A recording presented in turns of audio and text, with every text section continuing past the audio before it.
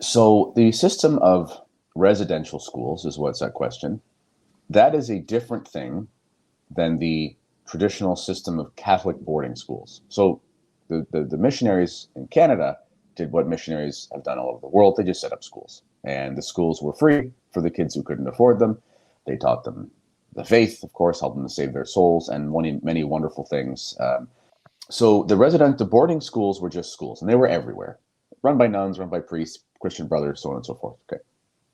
Eventually, the Anglo-Canadian government, after the founding of Canada in 1867, the Dominion, which our first prime minister was a Scottish Freemason, so that's just kind of how these things tend to go. But and in fairness to him, I would say he was of the old Whig Freemasonry, which was much less Manichaean than the following. But in any case, they set up a system of assimilation eventually in the late 1800s in the way that you would expect a very Malthusian, Francis Galton-inspired British upper crust tended to do at that time. So, realistically speaking, the motives were mixed on behalf of the government. Now, that being said, the government itself did not really explain what had to be taught to the students. So in reality, it was just an expansion of funding by the government that went towards church-run schools, whether they be Catholic or whether they be Protestant. Again, there was a mix. Many of them were Church of England. Contrary to what the narrative says, it was not mandatory to send your kids there. It was mandatory that your kids be educated. How dare they?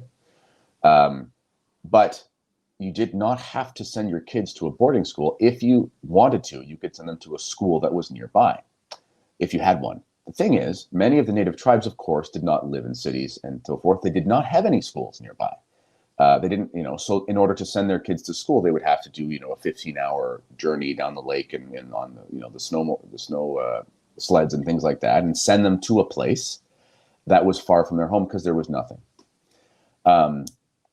Many of the natives loved these Catholic schools so much that, in fact, you can find a story from the 1920s from near Winnipeg in Manitoba, where the school that was run by the Marian sisters, the Immaculate Oblates of Mary Immaculate, the school burnt down, and the government said, "Okay, now you got to send your kids to the day school, which is actually close enough to you."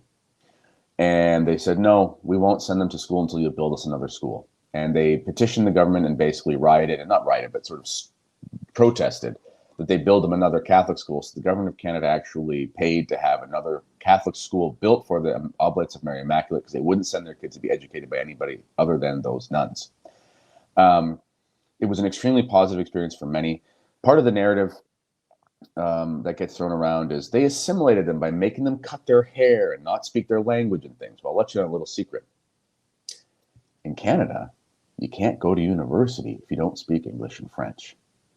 So if you wanted to have your native children become lawyers and statesmen and so forth, which many did when they came through these schools because they received a world-class education, they had to speak English and French. In addition, these native tribes all spoke different dialects of different languages. So when they would come to school, the only way they could get them to actually communicate with one another was to speak a lingua franca, a vehicular language that they could all understand, which would have been English or French, because everyone in Canada has to speak English or French. If you come from Mexico, Spanish is widely spoken here, but it's not an official language. You can't get a degree in it to go work in public policy. It's just not how it works. We're all oppressed in that sense. My mom had to learn English and she couldn't speak Italian and go to public school. She probably deserves reparations as well. In any case, they also made them cut their hair. Why is that? Everyone who goes to boarding school cuts their hair. You know why? Because children, when they play around with other children, tend to get this nasty thing called lice if they have really long hair. So they cut their hair. Now, fast forward in these years at these boarding schools, they also lived through all of the things that everybody else lived through: epidemics, Spanish flu, tuberculosis, and so forth. Now, the health in many of these native communities was so poor that often they would go to the school already having tuberculosis. Now, why is that? Because the nuns also operated community hospitals, because they hated natives so much they actually wanted to care for them while they were sick. So these schools had much higher rates of certain diseases. Sadly, this was what was reflected in the native population as a whole. They had much higher rates of certain diseases. So if you were going to take in a population of natives and care for them, you would have a much higher rate of certain diseases. And this was a result of the way that they lived. So they did their best to help them. But this has turned into, look, it's just like the smallpox blanket myth. They put them in these schools so they would all die of the flu and so on and so forth. Okay, so this system of residential schools as a sort of pseudo-mandatory boarding school program ended around the time of World War II as far as that program in the way that it was manifested. However, certain schools that were run by the government did exist, and I think the last one closed in 1996. So the narrative in Canada has been the government of Canada forced natives to go to schools where they took their language away, cut their hair, and gave them tuberculosis all the way until the 1990s. This is how stupid these people are when they talk about it. Nothing of the sort happened. I've been working with a group called the Frontier Policy Institute. I can't remember. They're basically a very conservative think tank out of Western Canada.